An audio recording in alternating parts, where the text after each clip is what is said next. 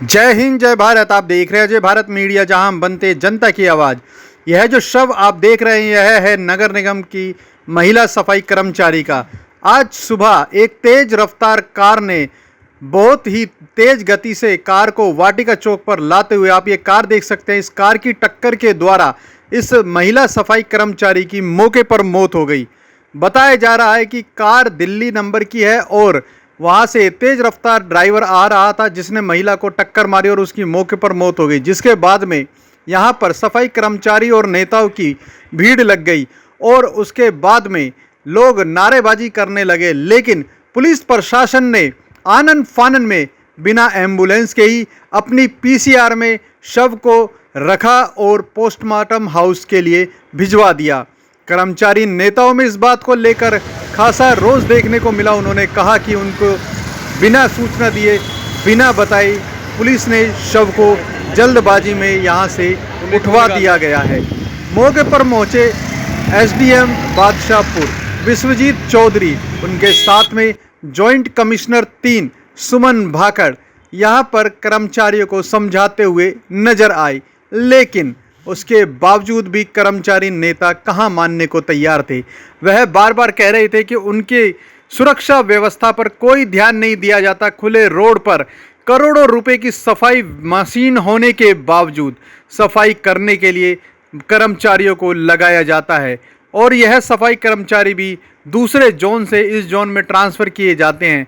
आखिर ऐसा बुरा बर्ताव उनके साथ क्यों किया जा रहा है नगर निगम के द्वारा?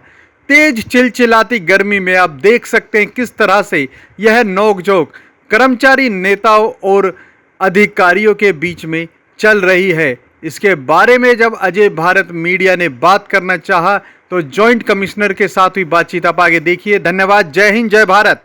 बड़े दुख के साथ कहना पड़ रहा है कि आज एक हमारे कर्मचारी की डेथ हो गई है, लेकिन जैसे मैसेज मुझे मिला, सिंस मैं जॉन 3 के अंदर हूँ, तो मुझे इमीडिएटली मैं यहाँ पहुँची हूँ। तो यहाँ पे सभी कर्मचारी हैं, इन्होंने जो भी अपनी मांग दी है वो मैं कमिश्नर सर तक जरूर पहुँचाऊँगी। कुछ इनकी मांगे हैं, थोड़ा सा इसके बारे में बता दीजिए। एक्चुअली में अभी इनका जो इन्होंने बताया कि इनको जॉन 1 और 2 से यहाँ पे ट्रांसफ़र कर दिया गया है, तो इनकी डिमांड है कि ये वापस वहीं पे जाना चाह रहे हैं। और जो वित्तीय सहायता का है, जिसकी सरोज की डेथ हुई उसके परिवार के लिए इन्होंने 2 मांगे रखी हैं, तो सेम मैं कमिश्नर साहब से इस बारे में अवगत कराऊँगी। टेलीफोनिकली बात की है और सभी को आश्वासन भी दिया है कि उनके बारे में जो भी निर्णय लिया जाएगा जल्दी ही बताया जाएगा। कुमार, जिला प्रधान नगर पालिका कर्मचारी संघ हरियाणा, जिला गुरुग्राम।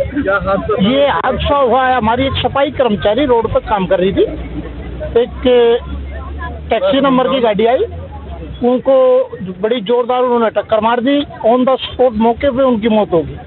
हम प्रशासन से मांग कर रहे हैं कि हमारे कर्मचारियों को जो सड़क पे मरने के लिए छोड़ दिया है, नगर पालिका कर्मचारी संघ हरियाणा इसे बर्दाश्त नहीं करेगा। और हम प्रशासन से मांग कर रहे हैं कि हमारा 1 जोन का कर्मचारी, 2 जोन का कर्मचारी, जहां अपने पहले कार्य था वहां इनको वापसी ड्यूटी पर भेजा जाए। और इस जो कर्मचारी की मृत्यु हुई है, इसके परिवार को एक नौकरी दी जाए और इनको जो आर्थिक इनकी स्थिति कमजोर है, इसको कम से कम नहीं तो मुआवजे के तौर पर रोड एक्सीडेंटल 50 लाख रुपए का इनको मुआवजा दिया जाए। क्या कुछ लगता है आपको अधिकारियों ने, जैसे कि आप बता रहे थे कि अधिकारियों ने हमारे को कहा है 2 दिन का समय मांगा है, तो अधिकारियों को हमने स्पष्ट कह दिया है कि हम 2 दिन काम नहीं करेंगे और अपनी हाजिरी लगाकर पेन डाउन टू डाउन हड़ताल पर रहेंगे। जब हम संतुष्ट हो जाएंगे, जब हम अपना काम करेगा। अगर अधिकारियों ने हमारे साथ कोई छेड़छाड़ की या कोई धोखेबाजी की तो नगर पालिका कर्मचारी संघ बिल्कुल बर्दाश्त नहीं करेगा। हमारा 6 का 6,000 कर्मचारी लंबे आंदोलन पर जाने पर मजबूर हुआ। इसकी जिम्मेदारी यहाँ के निगम प्रशासन की होगी और यहाँ के शासन की होगी। मैं मनीष मक्कड़ और आम आदमी पार्टी का मैं जिले का उपाध्यक्ष हूँ। ये खबर जो पता लगी बहुत खतरनाक खबर है कि हमारे यहाँ एक एम्प्लॉइज की, सफाई कर्मचारी की एक दुर्भाग्यपूर्ण घटना हुई है, उसकी डेथ हुई है और वो विधवा भी थी बेचारी। और जिस तरीके का हमने ये दृश्य देखा, कहीं भी सेफ्टी जैकेट नहीं है, कहीं सेफ्टी का कोई इंतजाम नहीं है। सड़क के ऊपर एक्सीडेंट हुआ है और वो भाग भी गया है जिसने एक्सीडेंट करा है। तो हम लोग सब यहाँ इकट्ठे हुए हैं और प्रशासन के रिक्वेस्ट करिए, एसडीएम साहब भी यहाँ आए और यहाँ पे ज्वाइंट कमिश्नर की मैडम भी आई और उन्होंने बस आश्वस्त करा, उनको पॉलिसी तक नहीं पता। मैंने बार बार उनको बोला आपके एम्प्लॉई की डेथ हुई है और वो परमानेंट एम्प्लॉई है नगर निगम की, अभी तो ठेकेदार वाले का तो कुछ पता ही नहीं है। परमानेंट एम्प्लॉई की डेथ हुई है, उसके पास ना तो सेफ्टी जैकेट है ना कोई सेफ्टी का इंतजाम, चारों तरफ पुलिस वाले भी हैं और सारी चीज़ें हैं। मेरा प्रशासन, गुड़गांव प्रशासन से रिक्वेस्ट है इस समस्या का समाधान जल्द से जल्द करे, नहीं तो ये प्रोटेस्ट जारी हो रहा है। हम चाहते हैं ये आसानी से ये ख़त्म हो, क्योंकि पहले भी हमने 1 साल प्रोटेस्ट करा था गुड़गांव में नगर निगम के दफ्तर के सामने। हमारे एम्प्लॉइज़ की, नगर निगम के सफाई कर्मचारियों की सैलरी को कम कर दिया गया।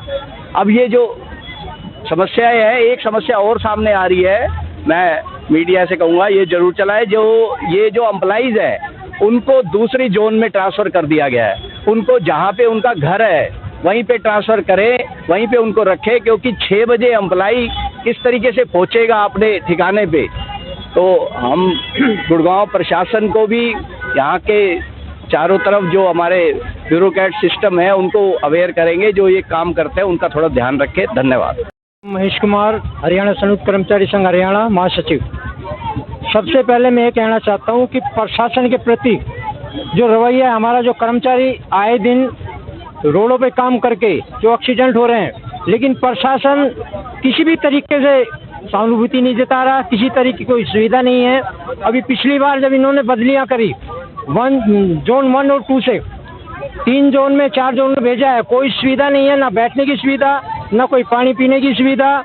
इतनी तापमान के अंदर हमारा जो कर्मचारी काम करता है, कोरोना योद्धा कह लीजिए आप उनको, जो कि गुड़गांव वासियों 26 लाख लोगों की जो सुरक्षा करता है, आज उस कर्मचारी की सुरक्षा नहीं दे पा रहा है। हमारा जो निगम प्रशासन है हर तरीके से पिछड़ा हुआ है।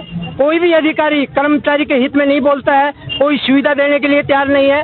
हम प्रशासन ये मांग करते हैं कि जिस भी कर्मचारी की डेथ हुई है, कोर्ट के माध्यम से जो लेटर जारी हुआ है उनके जो आर्थिक सहायता के बारे में उसमें करे। और मैं एक स्पष्ट कह देना चाहता हूं कि निगम प्रशासन से जो आला अधिकारी है वो बैठ के सबसे पहले कर्मचारियों की एक ऐसी पॉलिसी बनाए जिससे अगर कर्मचारी काम करता है, रोड पे एक्सीडेंट हो जाता है, तुरंत प्रभाव से उसको आश्रितों को वो पैसा मिलना चाहिए। लेकिन ऐसी कोई पॉलिसी निगम प्रशासन ने नहीं बनाई। हम ये कह देना चाहते हैं कि प्रशासन के जो आला अधिकारी हैं वो जाग जाएं और कर्मचारी का ध्यान देना शुरू करें। और जिस परिवार से हमारी जो कर्मचारी गुजरा है उसके परिवार की तरफ पूरी सहानुभूति करके उसके घर में नौकरी दी जाए, ताकि उस परिवार का गुजारा हो सके। और आगे के लिए मैं ये कहना देना चाहता हूँ जो आला अपने अधिकारी हैं निगम के, कि कर्मचारियों के बारे में एक ऐसी पॉलिसी बनाए जिससे कर्मचारी सेफ रहे, उसका परिवार सेफ रहे, क्योंकि कोरोना काल के अंदर भी वो सिपाही है। ये सुशीला नाम है मेरा। ये जो आपके यहाँ दुर्घटना हुई है, क्या कहेंगे आप इसके लिए, क्या आपकी मांग है? मांग प्रशासन से यही है हमारी, एक तो बदली कर दी, महिला को रोड पर नहीं लगाना चाहिए, क्योंकि रोड पर तो महिला के लिए ठीक नहीं है। भीड़ भड़ाका होता, सुबह सुबह का टाइम था। अगली के 3 पोती हैं, बेटा भी गुजर गया जवान, घर में कमाने वाला कोई नहीं है। एक बेटा थोड़ा दिमाग से भी वैसे ही वो, और घर में कोई नहीं, उसको बेचारी के अकेली पोतियों को वही पालती है। क्या मांग आपकी, डिमांड क्या कर? डिमांड सरकार से डिमांड है, उसको इंसाफ मिलना चाहिए, उसके बेटे को नौकरी मिलनी चाहिए, क्योंकि बेटा 3 पोतियों को कहाँ से पालेगा, उसके माँ बाप भी मर के 3 पोती है। तो ये सरकार से मांग करते हैं, उसको इंसाफ मिलना चाहिए और उसके बेटे को रोजगार मिलना चाहिए, उनको कमा खिलाते। सर ऐसे तो हमें कीड़े मकोड़ों की तरह कोई भी मार के चला जाएगा। और हम रोड पे काम करते हैं, मशीन ने पहले करती थी, मशीन क्यों नहीं करती? उसके बेटे को जॉब मिलनी चाहिए और उनको अपना हक मिलना चाहिए। उनके छोटे छोटे बच्चे हैं सर,